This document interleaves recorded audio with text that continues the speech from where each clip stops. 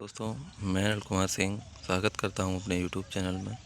मित्रों, आज से हमने एक नई पहल की शुरुआत की है, जिसमें सामान्य हिंदी यानी कि हिंदी व्याकरण के अति महत्वपूर्ण प्रश्नों की श्रृंखला हम लेकर आए हैं, जो आपके आगामी परीक्षा में महत्वपूर्ण और शानदार सहभागिता निभाएगी।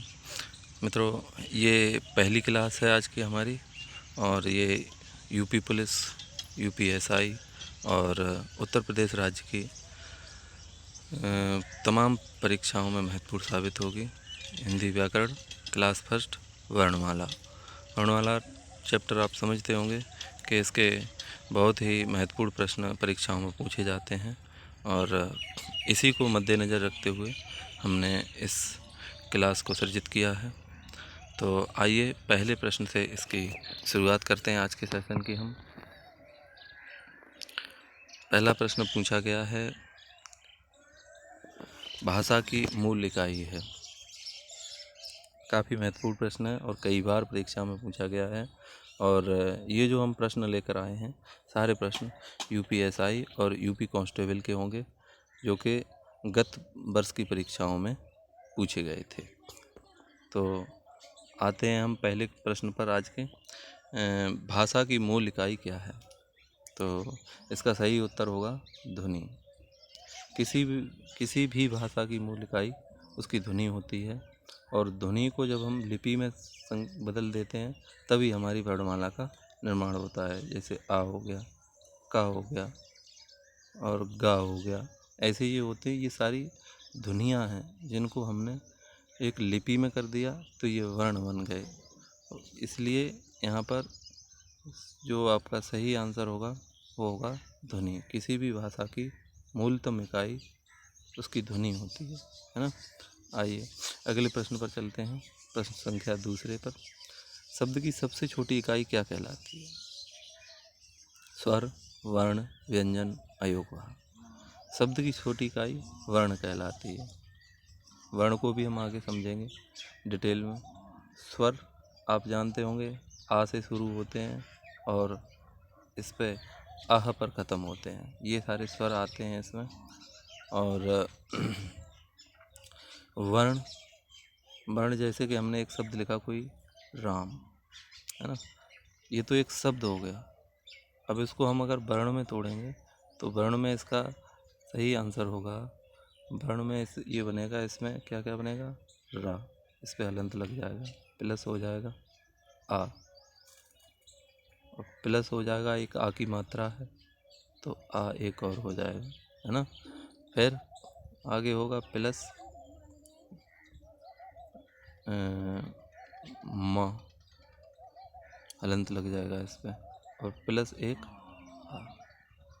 अगर राम शब्द में पूछा जाए कि राम में वर्णों की संख्या क्या होगी, तो राम शब्द में वर्णों की संख्या इस प्रकार तोड़ के आप बता सकते हैं, 1 2 1 2 3 4 और 5। राम शब्द में वर्णों की संख्या 5 होगी। तो ये सारे आपके सब क्या हो गए? वर्ण। व्यंजन आप जानते होंगे, का से ज्यां तक होते हैं। अयोगवाह भी 2 होते हैं, जो कि आप अंग और आहा से जानते हैं। तो आइए अब हम अगले प्रश्न यानी प्रश्न संख्या तीसरे पर रुख करते हैं। वर्णों के कितने भेद होते हैं? ये भी काफ़ी महत्वपूर्ण सवाल है, और ये यूपीएसआई की परीक्षा में पूछा गया था। जो 2017 में परीक्षा हुई थी यूपीएसआई की, उसमें ये प्रश्न पूछा हुआ है। तो इसका सही उत्तर होगा, वर्णों के कितने भेद होते हैं? 10 भी नहीं होते हैं, है ना। 10 भी नहीं होते हैं, न 7 होते हैं और न 8 होते हैं। एनिमिलेशन पावर से आप समझ सकते हैं, अगर आपने वर्णमाला को सही से पढ़ा है तो इसके 2 होते हैं, और कौन कौन से होते हैं वो भी देख लीजिए। पहला होता है स्वर, आप जानते होंगे, और दूसरा होता है व्यंजन। ये 2 प्रकार होते हैं वर्णों के, और वही पूछा गया है यहाँ पर। तो अब आते हैं हम आज के प्रश्न नंबर 4 पर। स का उच्चारण स्थान है। स का उच्चारण स्थान है कंठ, तालु, दंत, मूर्धा। इसका सही उत्तर होगा ऑप्शन डी मूर्धा। ऑप्शन डी मूर्धा ये जो है आपका सही उत्तर है। और ये भी डिटेल में जान लेते हैं कि कौन कौन से इसमें जो है कंठ में कौन से वर्ग आता है, तालु में कौन सा वर्ग आता है, दंत में कौन सा वर्ग आता है। तो सबसे पहले हम जानते हैं कंठ। कंठ पर समझते हैं कंठ का क्या होता है, का वर्ग। का वर्ग यानी कि क ख ग घ ङ ये होते हैं सब कंठ। और दूसरा है तालु। तालु में कौन से आते हैं, तालु में आते हैं आपके च, छ और ज, है ना।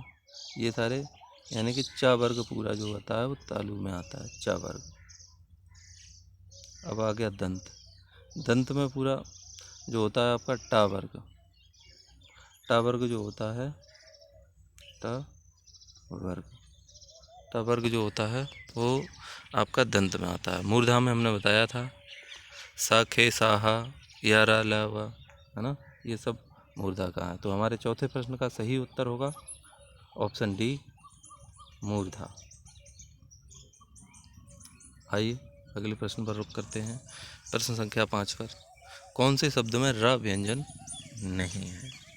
पूछा क्या है इसमें, ऑप्शन भी दिए हुए हैं, मात्र, मूर्धा, क्रम, मातृभूमि। हाँ, तो जान लेते हैं इसका सही उत्तर विद एक्सप्लेनेशन के। इसकी व्याख्या भी देख लेते हैं क्या होगी, इसके ऑप्शन के एलिमिनेशन क्या क्या हो सकते हैं, आइए जानते हैं हम। तो शुरुआत करते हैं पहले शब्द से, मात्र से। तो इसको हम वर्णों में तोड़ के वर्णों में तोड़ के इसको समझ लेते हैं। मात्र में कौन से वर्ण हैं, पहला माँ है, फिर आ है, फिर आ की मात्रा लगी हुई है, फिर एक आ हो गया, फिर हो गया ता हो गया आधा, फिर एक रा हो गया। इसका मतलब कि इसमें हमारा जो है रा दिया हुआ है ना। तो इसमें जब रा दिया हुआ है तो हमारे ये तो विकल्प नहीं हो सकता। तो आज अगले विकल्प पर आते हैं, मूर्धा। मूर्धा में देख लीजिए ये रा उड़ा हुआ है, स्पष्ट तौर से हमें दिखाई दे रहा है। वर्ण में भी तोड़ सकते हैं लेकिन आपको हम सूक्ष्म जानकारी और कम से कम समय में देना चाहते हैं, इसलिए यहाँ पर आपको रा दिखाई दे रहा होगा। स्पष्ट तौर से हम मान सकते हैं कि ये इसमें रा की मतलब विद्यमान है या उपस्थित है। तो अगला शब्द देख लेते क्रम। ये जो रा होता है पदेन रा, इसको पदेन रा बोलते हैं, ऐसे उड़ता है किसी भी शब्द में।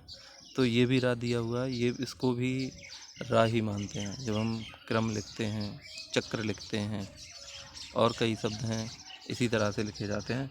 तो अब आते हैं मातृभूमि पे। मातृभूमि, मातृभूमि में हम देख लेते हैं इसका वर्ण विच्छेद करके कि कैसे कैसे इसमें रा की उपस्थिति नहीं है इसमें। हालांकि हमारा ऑप्शन डी होगा, ये सही है, लेकिन आप कह रहे होंगे कि इसमें तो रा दिया हुआ है। तो वही हम बताने वाले हैं कि इसमें किस प्रकार रा की उपस्थिति नहीं है। देखिए, तो इसकी व्याख्या देख लीजिए। पहला अक्षर माँ हलंत, फिर आ, ठीक है ना, फिर दूसरा आ हलंत लगाते जाएं, फिर है ता, है ना, फिर हलंत लगाओ, फिर है ये वाला रा है ना ऐसे, फिर क्या है भा, फिर आ, फिर ऊ की मात्रा, है ना, और फिर माँ, फिर छोटी की मात्रा। तो आपने गौर किया होगा जो यहाँ पर ता पर मात्रा लगी हुई है इस प्रकार से ता पर मात्रा लगी हुई है, ये र न होकर स्वरों में एक वर्ण पढ़ा होगा आपने रिर। रिर जो है ये मात्रा यहाँ पर जो दिखाई दे रही है आपको, ये रिर की मात्रा है, रिर की मात्रा है। इसीलिए हम स्पष्ट तौर से यहाँ पर मान लेंगे कि हमारा ऑप्शन डी जो है वो बिल्कुल हमारे इस प्रश्न का एप्रोप्रिएट आंसर है और यही हमारा सही आंसर भी है। तो option D is the most appropriate answer of this 5th question. अगले प्रश्न पर आते हैं, प्रश्न संख्या 6 पर। इसका होता है, कौन सा व्यंजन नासिका द्वारा उच्चारित नहीं होता है। नासिका तो आप समझ ही रहे होंगे, नासिका यहाँ पर इसका मतलब है नाक से, है ना। तो यहाँ पर नासिका का मतलब है नाक से, है ना। तो आपको पता होगा कि नाक से कौन से वर्ण में जो है ना की ध्वनि आ रही है या नहीं आ रही है। बोल के देख लीजिए, आगा, ज, ड, द। BCD ऑप्शन बोल के देख लीजिए, पहला वो का नाम दूसरा और तीसरा और चौथा, ये बोल के देख लीजिए। जाहिर सी बात है, स्पष्ट बात है कि इन तीनों में जो है आपको कहीं भी जो नासिका का रोल नहीं दिखाई देगा। नासिका की सहभागिता वर्ण की ध्वनि बोलते हुए हमें 0 यानी शून्य के समान दिखाई देती है। तो इसका हमारे का सही आंसर जो होगा वो होगा ऑप्शन ए, अणा। इसमें हम जो है ना का सहयोग ले रहे हैं, ना की मदद ले रहे हैं, यानी नाक की मदद ले रहे हैं, ठीक है ना। तो आइए हम अगले प्रश्न पर चलते हैं, प्रश्न संख्या 7 पर। स्वर, ये बहुत महत्वपूर्ण प्रश्न है और UPSI का 2017 में पूछा गया प्रश्न है। ऐसे प्रश्नों पर हम गौर करते रहेंगे तो जाहिर सी बात है कि हम एक बहुत ही सटीक रणनीति और बहुत ही कम समय में तैयार करेंगे और हम ऐसे प्रश्नों को बड़ी आसानी से और सहजता से ऐसे प्रश्नों को हम हल कर सकते हैं। तो स्वर रहित व्यंजन जब स्वर सहित व्यंजन से मिलता है तो क्या कहलाता है। ऐसे भी कई क्वेश्चन हैं जो थ्योरी से पूछे गए हैं और आगे भी परीक्षा का लेवल देखते हुए आगे भी ऐसे प्रश्नों की आने की बराबर उम्मीद है, बराबर संभावनाएं हैं। तो हम ऐसे प्रश्नों को सही से सॉल्व करते चलेंगे, ऐसे प्रश्नों पर भी गौर करते चलेंगे जो स्पेशली हमें पूछे जाते हैं। तो स्वर रहित व्यंजन जब स्वर सहित व्यंजन से मिलता है तो क्या कहलाता है। इसका सही उत्तर होगा ऑप्शन ए, संयुक्त अक्षर। इसका जो है संयुक्त अक्षर जो होगा इसका सही उत्तर होगा। हाँ, द्वित्व, तालव्य, स्वरतंत्री, यह अन्य ऑप्शन है लेकिन इसका सही आंसर है संयुक्त अक्षर, है ना। अब आते हैं प्रश्न संख्या 8 पर। देखते हैं, निम्न में से तालव्य ध्वनि है। हम आगे आपको एक प्रश्न ऐसे ही पीछे भी दिया हुआ था, उसमें हम विद डिटेल इसके वर्ग और उसका उच्चारण स्थान आपको हम व्याख्या शायद समझा सकें, एलिमिनेशन से समझाया था। तो इसका वही उत्तर इसमें हम पहचानेंगे। कौन सा इसका सही उत्तर है, तालव्य है। तालव्य हमने बताया था जिसमें जिन वर्णों को या जिन अक्षरों को बोलने में हमें तालु की ज़रूरत पड़ती है ना। जिसमें हमें तालु की ज़रूरत पड़ती है। इसमें ऑप्शन गलत हो गया है, इसमें जो डबल हमने टा लिख दिया है ना, ये एक टा काट कर पहले ऑप्शन पर हम चा कर लेंगे।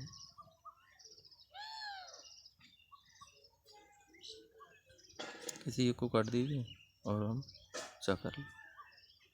पा आपको पता है ओष्ठ है, क्या है, ओष्ठ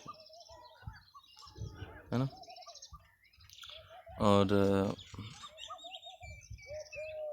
आपको सा भी पता होगा क्या है, सा जो है मूर्धा से आता है, मूर्धा, है ना। तो अब कौन सा रह गया हमारा लास्ट ऑप्शन, हमने बताया था ये काट देंगे, इसकी जगह पर चा बना देंगे। चा लिखा था, यहाँ पर टा लिख दिया। तो जो टा है, टा, ठ, ड, ढ और ण, ये सब जो हैं आपके तालव्य ध्वनि के वो हैं, है ना। ये सब तालव्य से बोले जाते हैं, तालु से बोलने में जरूरत होती है, यानी ट वर्ग तालव्य है, तालव्य है। आइए अगले प्रश्न पर आते हैं, प्रश्न संख्या 9 पर। निम्न में से कौन सा वर्ण अघोष है। निम्न में से कौन सा वर्ण अघोष है। अघोष का मतलब होता है जिसमें कम हमें अपने मुख का सहारा लेना पड़े या हमें इनमें बोलते हुए कम ऊर्जा की जरूरत पड़े, वो होते हैं अघोष। तो इसमें क, ग, घ, ज, प्रत्येक वर्ग का पहला अक्षर जो होता है वो अघोष होता है।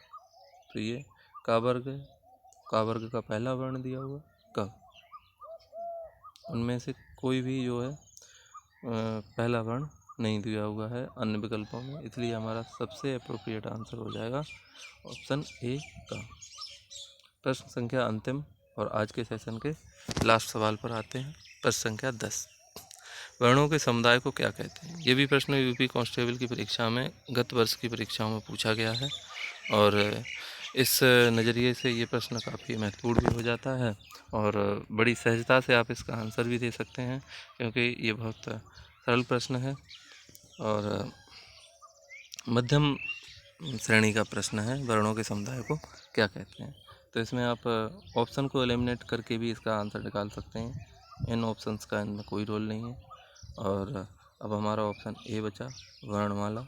और वर्णों के समुदाय को या समूह को या ग्रुप को वर्णमाला कहते हैं। तो मित्रों, ये था हमारा आज का सेशन। कैसा लगा आपको कमेंट बॉक्स में बताना है।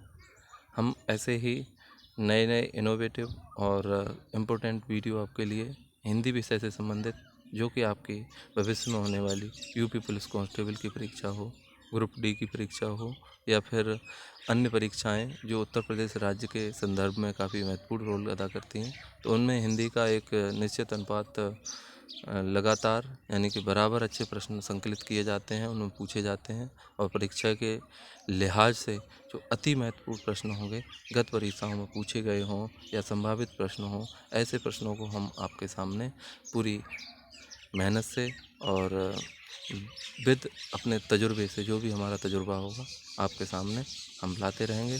हमारा वीडियो कैसा लगा ये कमेंट बॉक्स में बताएं और चैनल को हमारे सब्सक्राइब करें और वीडियोज़ को लाइक करें और ज़्यादा से ज़्यादा हमारे मित्र बंधुओं में, सहयोगियों में इसको भेजें, शेयर करें, ताकि हमारी पहुंच आप जैसे मित्रों तक पहुंचे और आपका हमें भरपूर सहयोग और प्यार मिले। इस सेशन में आज के लिए बस इतना ही। कल फिर मिलते हैं एक ज़बरदस्त और मज़ेदार सेशन में। तब तक के लिए नमस्कार, गुड बाय।